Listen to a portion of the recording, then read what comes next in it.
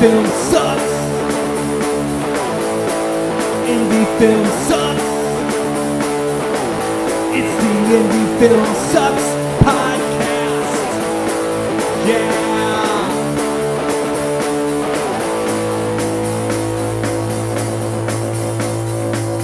Coming at you from the mean streets of St. Louis, from a basement on South Broadway, the Indie Film Sucks podcast. Because indie film is a good time all the time.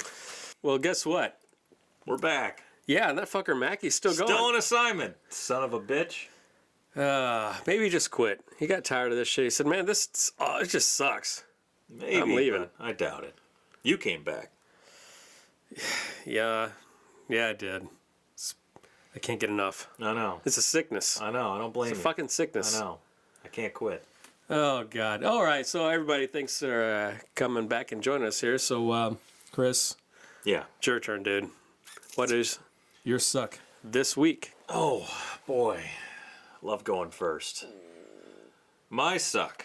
My suck is this. Whenever you go to a screening, like let's say it's a film showcase or something like that, when there's multiple films screening, and when your film screens at the back of the program and everyone leaves ahead of time, I think it's just a shitty thing to do. I think if you go to like a short film program or whatever, show up and watch the entire thing. I agree. Don't just leave when your shit's done.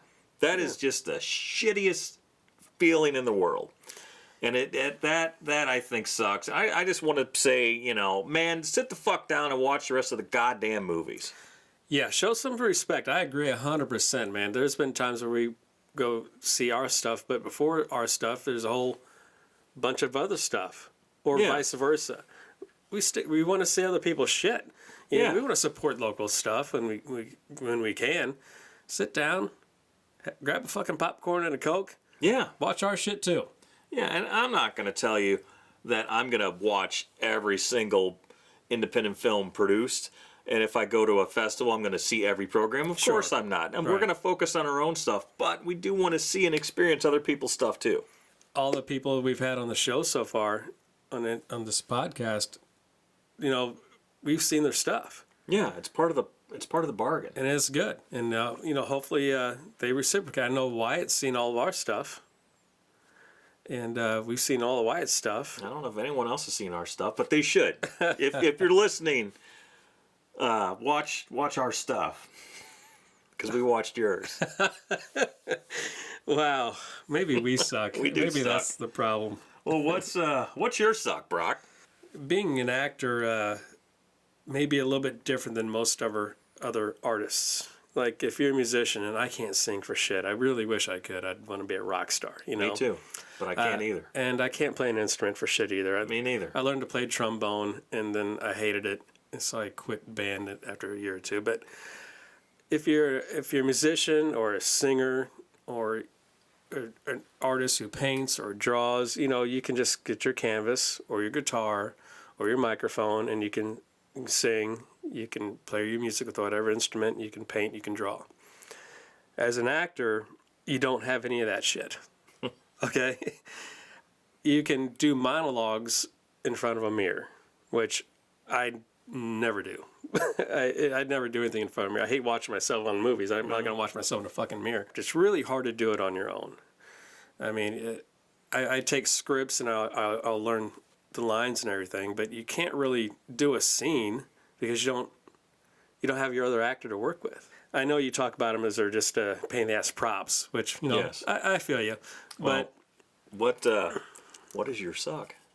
that's my suck. That's your suck? That's my suck. As an actor, you can't really sit down with a blank piece of paper and write out your acting. You can't really hone in on your skills all by yourself. I can't. I can learn lines, but I can't really get better unless I'm around other people, and that's hard to do. It's really hard to do. It's like, trying to play baseball by yourself. Yeah. I mean, I know you've done a little bit of stage work. Have you ever done a one-person show? No. So I started acting right out of high school. I started going to college and I started taking theater classes. And I did do a little bit of stage work, but I really gravitated towards the camera for some reason. I don't know why, it just felt natural to me. So I never did any one act plays all by myself on stage, which I know what you're alluding to. Yeah. It's but even on those, you still have a director you're working with. When I have had to work, by myself or learn like commercials. For commercials, it's a little bit different because it's commercial acting. If it's if you're trying to sell a product, it's different than acting like your slice of life commercial where you're interacting and the camera's just looking at you and it's watching you interact like it's a regular day.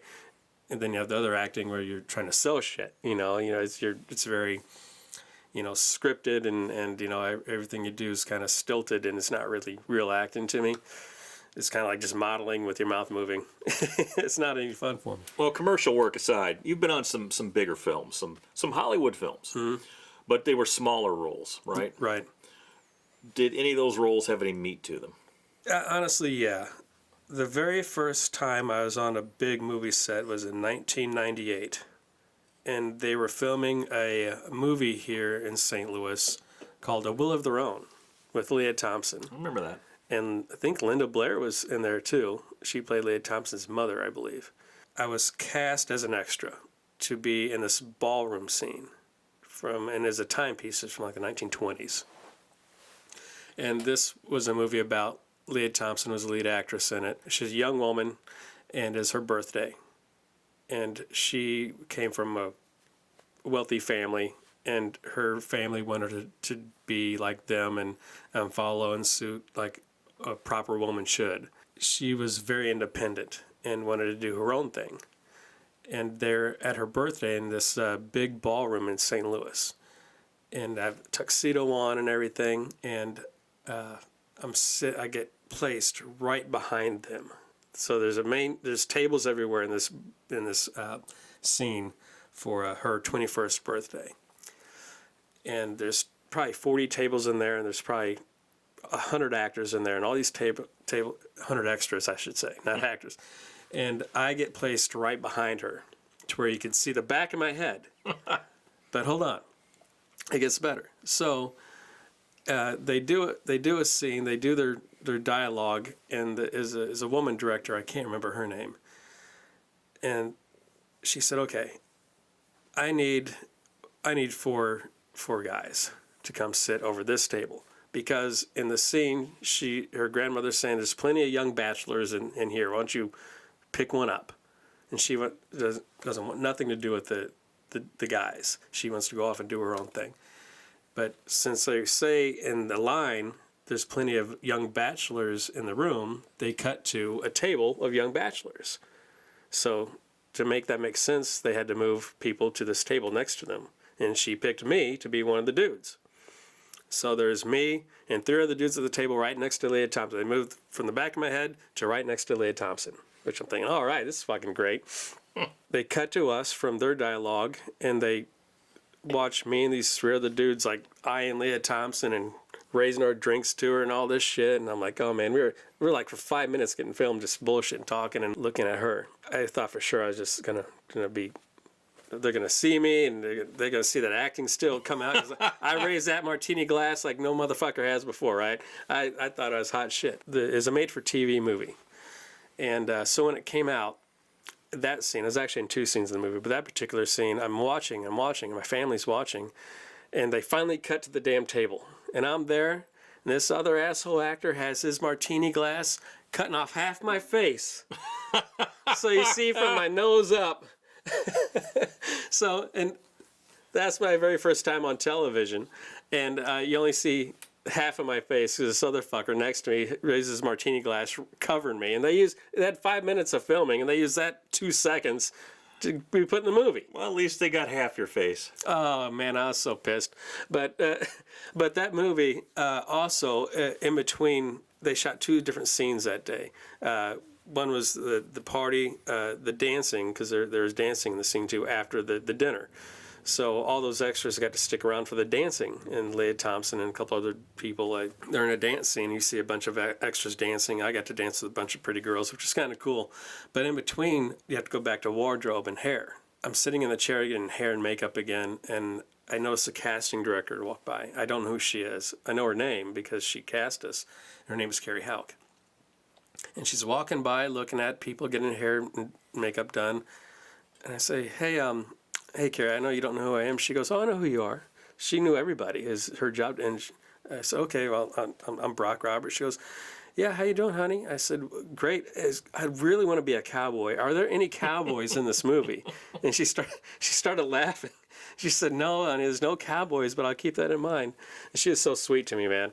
And is a good time. And I got to know her really well over the years. She cast me in multiple things throughout the years. I took her acting classes. We really hit it off, and I love her. She's a great person. It's funny. That was 1998. That was 1998. That was the year before I got into filmmaking. Is that right? Yeah. Yeah, that was my first movie role ever. I mean, I'd done a couple extra commercial works, but that was my first movie role. It's kind of cool. I got paid like $100 or $150 a day. Not bad money. No, I was 20, 21. Yeah, something like that. It was fun. I got to dance next to Leah Thompson. Yeah. So weren't you in something Showdown at Area 51 many years later? Oh, you want to go through the catalog? I mean, wasn't that a bigger role, though? Oh, yeah, that was a much bigger role. So I got that role while shooting Rhineland, actually. Yeah, I remember that. Yeah, so, I think before that, I just finished shooting with Wyatt. Shadowland. He cast me as a rookie cop, and I had a good time on his set, too. He and his crew know how to run a set, too. They did really good on their independent film, Shadowland. Did they shoot Shadowland before Rhineland? No. Or was it afterward? Was it after? I don't remember. It's during, because I think it's in between. Yeah, it could have been, because they shot that in the summer. They did. So, well, anyway, I auditioned for a Sci-Fi Channel movie that was shooting in St. Louis. It was called, Alien versus Alien? Yeah, it was Showdown at Area 51. Then they changed it to Alien versus Alien, or maybe vice versa. I can't remember. But anyway, I had just finished Rhineland. I go into the audition room, and they're auditioning me as a military guy. I was like, perfect. So there wasn't much lines I had to learn. I can't remember what the lines for the auditions were, but hey, can you act like you got a gun in your hand and roll around and shoot? And I'm like, well, You've been doing that for... I've been doing it my whole life. You know, I've been raised out in the woods, and I'm really familiar with guns. I knew how to roll around the ground, and not that I ever really rolled around the ground with the gun, but I could mimic it, and I knew how to hold a gun and make it look like it as the recoil for me shooting it. So I got cast in the biggest role outside of Los Angeles that I got cast in, but the name of the character was Madge 12 OP1. He is like the leader of the small special ops group hunting aliens. We shot that in St. Louis. I was hired on to be on there for 5 days out of the 16, and they actually ended up using me for like 8 or 9 of the days, and I was getting paid like $800 a day. And you know, it's kind of weird because when it's lunch, they make all the actors eat first. You know, we like to have our crew eat first because I think I prefer that. I prefer the crew because they're working harder than an actor is. Yeah, they got paid good money, had my own trailer and all that shit. Got to meet some pretty cool people. And the first day I was on set was shooting at a metropolitan sewer district, which it looks like a science fiction book inside this place. I mean, there's all kinds of buttons and lights and levers and stuff to measure water waste. Sure. So it looks pretty high tech in this place we're at, and it's finally my turn to do my lines. And the director goes, who didn't talk to me at all, until it's my turn to get on set and the camera's on me. He goes, "All right, it's your turn, Brock. Now don't fuck this up. I know you got this." I'm like, "Fuck," of course I fucked it up. What a vote of confidence. Yeah, man. And I don't remember the director's name. He's kind of forgetful, to be honest with you. He's kind of addicted to a lot of people. But I had a good time working with the actors, and I think I made a little bit of a mistake on that a rookie mistake. So I did get cast as a pretty good role. I had some lines in there, and I even got top billing. Honestly, on at the beginning of the movie, they say starring so and so and so and so, and I actually got on the top billing, which is kind of cool. I didn't expect that at all. Along with Mel Ferrer. I don't think Mel was happy that he was. Is it Mel Ferrer and Brock Roberts? I don't know if he's happy about that, but he and I got along really, really well. But so the rookie mistake I made was there's probably about 15 10 or 15 extras in this scene, and about 6 or 7 of them played my guys in my special ops unit. In between a take, the extras are talking to me about being an actor and being in this movie and all this stuff, and I was kind of being nice because, they weren't getting treated too well. And I said, hey, man, I'm just a glorified extra, man. That's no big deal. I just kind of downplaying it, but the director is like right there. I was like, man, the director just heard me say I felt like a glorified extra, and that probably wasn't cool since he's cast me in this role. But I didn't know he was there, so I kind of kicked myself in my own ass for doing that. I was just trying to be nice to the extras. But you were being honest. I really was a glorified extra, really. I got a trailer, but I didn't have a whole lot of lines. I was just there a lot. And I think most of my lines were like, hey, you, or some shit like that. Hold them up. Hold your, something, really minor. But it was a good time doing that. And it was fun. Like I said, back in the early days, early 2000s, there was a lot more films being shot in Missouri that had a little bit of a budget. And I was just lucky enough to get on some of them. Yeah, when we had a tax credit, which we've just gotten back, so maybe there'll be an uptick in bigger films coming to St. Louis. I hope so. I don't see anything bad about that at all. No, maybe we can utilize that, Oh, I definitely in think the future, depending. Yeah, I'd love to shoot in Missouri and use more talent, and it'd be great to have some type of big infrastructure. I don't know if we'll ever get a great big infrastructure here, but to have a little bit more than what we have now to where it's enticing to shoot here again. Yeah, this Midwest has a lot to offer, man. A lot to offer visually. At least that's the first step, anyways, having that tax credit in place. Because the idea behind a tax credit is, let's say it's a $1 million film, $250,000 of that budget automatically comes back to the production, or whatever the number is. Right, it's a percentage, I think, between 10 and 30%. Some states have 30% tax incentive if you spend so much money and you use X amount percentage of talent and crew coming from that state. Yep. Yeah, that'd be great because we use mostly local talent anyway. Oh yeah, that's all we've, except for a handful of exceptions. That's almost all we've used, local talent. Yeah, it'd be good, and I cut my teeth on a lot of those smaller roles. I did a lot of student films. So what was that like, doing the student films? It's way different than anything else because all the students seem like this is for Webster University, which is it's an art school, it's a filmmaking school, acting school. They do other things too, I know. The biggest, I'd say, the biggest film school in the region. Yeah, oh yeah, by far, and they're really good at it too. I'd go into an audition, and there'd be a bunch of different students there who were making films for their thesis or to pass a class, whatever the hell, right? And so they all had their own shorts. Some of them were 5 minutes, some were 20 minutes, some were 30 minutes, but they had to write their own, and they all had to help each other. Like, say you direct your movie and use me as a DP and vice versa. Sure. On my film. So that's kind of how they all did. So I'd audition for one and end up getting like 3 movies. And I was really trying to learn how my acting, what worked for me as an actor to be an actor, because there's so many different ways to be an actor. How old were you at this time doing that? Early 20s. I tried the Brando way, which you don't know your lines until you look and somebody says them to you. That did not work for me. I'm no more than Brando, and no one else is either, but I definitely am not. I just tried a bunch of different techniques that I'd only read about and did some in theater classes, and but I did a lot of student films, and some of them turned out okay. A lot of them didn't finish, but it's at least practice. It's practice for me. Yeah. Is different, but everybody was cool as hell. Everybody seemed to want to help each other like an independent film. But they also had resources. They didn't have any money, but they had the cameras, the sound equipment they needed, and they got to show their film at the college when it's finished, which is kind of cool. So I got to see some of that too.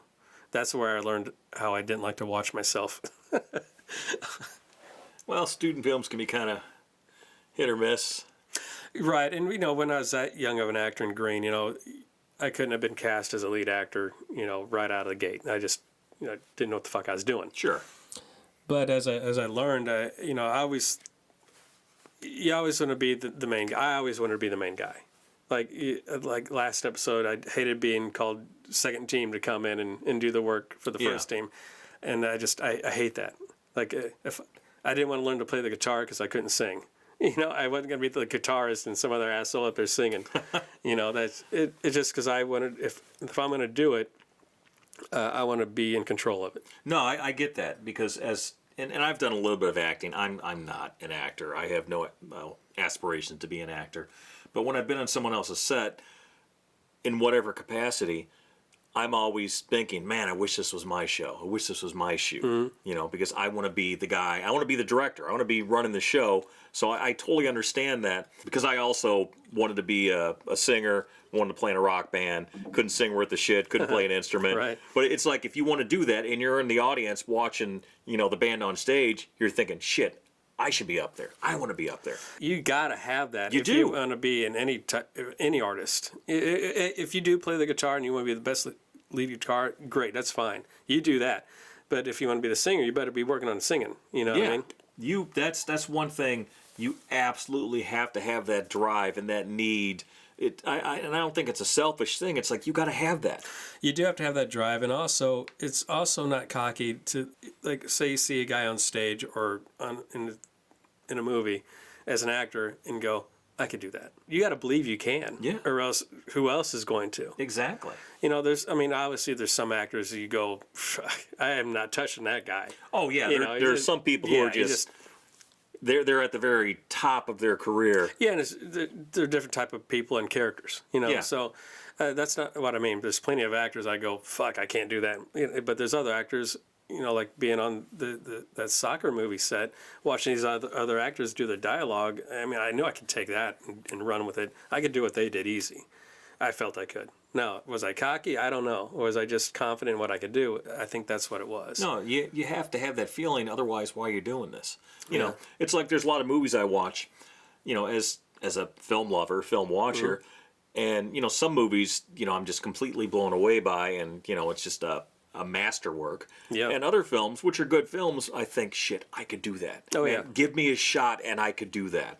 Yeah, and you also got to keep wanting to be better than you was last time. Yeah, absolutely. And if you think you did good, and you just kind of stop, man, you're gonna get rolled, man. You're not gonna go much further, or you're not gonna grow. You're just gonna be stuck in this this last job you got. It's kind of like professional sports. Baseball players, they go out and they play ball every night. And sometimes you win, sometimes you lose. No matter what you do, you have to go out and play again the next night.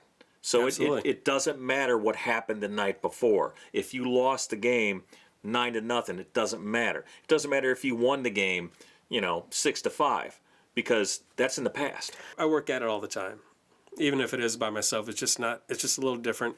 I really can't hone it in unless I have another actor with me that is also an actor, not just somebody reading lines. Sure. Like somebody that's a real actor. Has there ever been anything that you really, really wanted from an acting standpoint and didn't get? Yeah, so a lot of times, actually, because a lot of people around here are amateur actors, and I guess you can call me an amateur actor, because I'm not working every single day. I learned to use that as in one of my acting classes, and I talked to the acting coach after one of my scenes was over with. I said I kept trying to get something from this other actor, and they just were like blank because they're a young actor. They're just saying the lines. And he goes, use that shit. Make it piss you off and use it. It's like, huh. He said, there's nothing you can't use. If you're not getting what you want from an actor, force them to give you something. That's the first time I told you that, but I work like that all the time. I use other actors, what they do or don't give me, and I use the set, what it does or doesn't give me. I don't know if that makes any sense, but being on a set instead of just a black box theater, sure. It's great to use your imagination, which is great, but when you can actually see something and have just even an inanimate object give you something, like you just took a drink of beer. That's just like, shit. I did. That's right. Well, I want a drink too. Congratulations. So we just had a drink together because you made me have a drink. I just use everything in the room, including the actor. And they say try to forget about the camera, but honestly, you can't forget about the camera because there's your audience you're playing to. So yeah, and you got to be cognizant of the lens. Yeah, you got to play. So you don't look in the lens, basically. That, and I know, like our conversation, I'm not giving a shit about the cameras. I'm just talking to you, and this will pick up. But in a scene, your face would be right by the camera. I mean, you'd be talking like this and be back and forth. But you're right. You don't want to cross the camera with your eyes. There's always that trick where you're looking over, you're blinking, or some shit. Yeah. So you have to be cognizant of the camera, and you want the camera to get everything it can from you. That's why I think I like film acting over stage acting, because the camera can pick up that minutia, that little bitty bit of something, even like a little eye twitch, means something, on camera. I would say one of my favorite parts of Red Knight, I think your best pieces of acting I've ever seen you do, it's effectively one line in the film that you give near the end of the film. I'm not going to go into it because it'll give away a pretty important piece, but it's basically one line, and just the way you delivered it, I thought was incredible. I was like, man, it's minutia, but that is some of the best acting I've ever seen Brock do right there in that little bitty piece, and it sticks out to me every time I see it. Thanks. I don't know which one you're talking about. I thought there were so many good scenes. No, there are plenty of good parts, but I mean, but this was one really tiny, small bit, but very important. Yeah, so the biggest probably complaint, I don't know if directors really have, but a lot of times I kind of play small and tight, as I like to call it. I try to keep everything, unless it's like a big fighting scene or something like that. But when it's between me and another actor, and it's like just me and that other actor, I don't want to overdo it and be great big, because that's not real life. Like I'm talking to you right now, I'm just like right here. I don't have to be like big and all. I don't know. I'm just not that. So sometimes actors ask me to go, okay, be a little bit bigger, because I know I get that too. But that's one thing that I have noticed about your acting is sometimes you struggle going too big. Because sometimes too big feels fake, like again, because I like to try and keep everything as authentic and real. So I don't mind doing it once I'm told to go and do it. Other actors like start off big and be brought down. I'm kind of the opposite. That's just how I feel more comfortable that way. Like there's a specific thing in I'm thinking of. In the Cruiser teaser, there's like the final shot of it, and the character Nicky is like, he's in a ring, he's covered in blood, and he's like screaming. I know what you're talking about, yeah. And I couldn't get you to do it right, so I just got up there and I did it. I'm like, look, man, I'm willing to make an asshole out of myself because this is what I want you to do. And then you went there and subsequently did it. Right. So I remember that, because like, no, just fucking let it all out. Yeah, I mean, I don't have a problem doing that when it's called for, and that scene definitely did need it. And I remember you doing that, and I'm glad you did it, because sometimes you do gotta. This is what I want. Sometimes showing an actor what you want is more powerful than saying what you want. Even though it wasn't kind of the exact same screen, we kind of it was the same emotion. Yeah, it's kind of, I understood what you wanted out of that. I'll get bigger when needed. I really like the intimacy and the minutia of just like being real, but not boring. Just real, and I don't know, because sometimes you just people get too big, and it takes away from the scene, if you ask me. And of course, part of that's the script, part of that's the other actors, and it's all it's no one factor, no one thing. And that's the cool thing I like about you is you give us a script, you let us, actors can do it, you let us kind of go. One of those moments I had with Bill, which I kind of alluded to the last episode, is there's a moment where it's a real father-son moment. He went outside the trailer first after this scene. I don't want to give away what happened, but it really moved him pretty good, and he had to step aside for a minute. And that's why I followed him out there, because I saw him step outside, and I was hoping I didn't fuck something up, but it's totally the opposite. No, it's good. So it was very, very cool. It's actually within that scene is what I'm talking about, the performance that. Oh, is that right? I thought was some of the best acting I've seen you do, and it's very small. It's just a tiny thing, but and a lot of Red Knight was shot almost guerrilla style, meaning almost I don't know, cinema verite style. A lot of it was. I mean, we mapped everything out, but it was a lot of Stanzi's going to find the action. Yeah, he did. And, obviously as an actor, you got to still stick with the camera too. One of my mistakes I made as a young actor is I shooting a commercial with Eric Estrada, the Chips guy. Yeah. And I was playing his partner, John. And so in the uniform, I roll up on our Harleys to go knock on it. It's for a cable commercial. The director, he wasn't from St. Louis at all, but he's cool as fuck. He's like, hey, man, I really want you to fight for the camera, fight for the camera. And the camera's 20 feet away from me. I'm like, I don't know what the fuck he means. So I said, Eric, he's telling me to fight for the camera. What's he mean? He's like, man, the camera's on me. You just got to get close to me. I said, oh, okay. Because that's why I always ask the frame of the shot. Sure. Because now I know how to fight for the camera. I always need to know the size of the shot we're at, so I know what we're looking at. Is it tight? Is it loose? How quick can I move? Because if it's a tight shot, you can't move fast. You lose the camera. Yeah. And then all your action's gone to fuck. It doesn't matter if you're doing stuff out of frame. Yeah, it doesn't matter unless the camera catches it, right? And you just wasted everyone's time. So that's just important. I mean, you know you're acting, but also find that camera. And hopefully the DP sticks with you. And Eric did awesome with doing that. You know what? I got to go back to Red Knight real quick. Okay. Because I know last week we were talking about me producing and everything, and I'm pretty sure my kids weren't happy because I didn't forget to mention them. I just I didn't know if they'd want to, but yeah. So when you're producing a movie and you're trying to save money, use other resources. Yeah. And in the script that she wrote called for 2 roles of one young man in his early 20s and one young man to play my son, senior high school. Yeah. 17-year-old essentially. And I happen to have both. 2 boys. And the script also called for a little girl, which I don't have. True. But I do have a little boy. So to save us money and also because I want to be a cool dad and put my kids in movies, I was able to hire my oldest son, Braden, to play an asshole role, which he's very good at. Yeah. He plays quite the asshole in this movie. He's got 1 or 2 scenes. One scene, but couple lines. Okay, yeah, he's got a couple lines.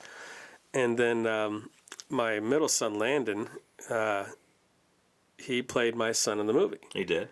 And I was kind of impressed with how he played, because he had more lines than Braden did, and Braden did fine with his lines, but Landon had lines and he had to really fucking act, and he was a little bit nervous, and he did pretty good. Yeah, I thought he did really well. Now I don't have a little girl, but I did have a niece. I had another niece who got to play my daughter, and she. Yeah. So when you're in a movie, you have kids playing, and they're not real actors or whatever, and sometimes parents can forget or run late or whatever. The kid's not up to it that day, so we had a backup plan. My youngest son, Camden, in case my niece Callie couldn't make it for some reason. So I brought him in to be a backup son if my niece couldn't be my daughter. But she showed up, and you did something cool for Camden and I. Callie showed up. She knocked it out of the park. She did a really good job. Sweet little girl in the movie. She's mean as hell in real life. She's awesome. So that meant my youngest son didn't have a role. So we talked about it, and we wrote a little something. We worked him in. He worked him in as my neighbor, my friend's son, who rode his bike into a scene. Yep. And he rode his little ass off into this scene and enjoyed it. He wrote up however many takes it took. But anyway, I got to give my hats off to my kids, Braden, Landon, and Camden, for being in the movie and them doing a really good job. They had a good time with it too. They're ready to do another one. Really? Yeah. Okay. Yeah. Well, It's cheap labor when you hire your kids. That's true. That's true. I save money as a producer any way I can. Well, that's what you got to do, man. That is what you got to do. Yeah. Well, are we at that point? I think we are. I mean, I don't know what the hell we even talked about tonight. I have no idea. Well, in addition to, cheap labor and whatever else, we always talk about Acting. Oh, I don't know. No, what we talk about are the highs, the lows, and the in-betweens. Hand gestures. Of true independent filmmaking on the Any Film Sucks podcast. Brought to you by 88mm Productions on Instagram, all the stuff. Twitter, blah, blah, blah. Check it out, YouTube. Hey, book us now because we're going to get big. Yes. Someday. Cheers. Night. Indie film sucks. Indie Film Sucks. It's the Indie Film Sucks podcast. Yeah.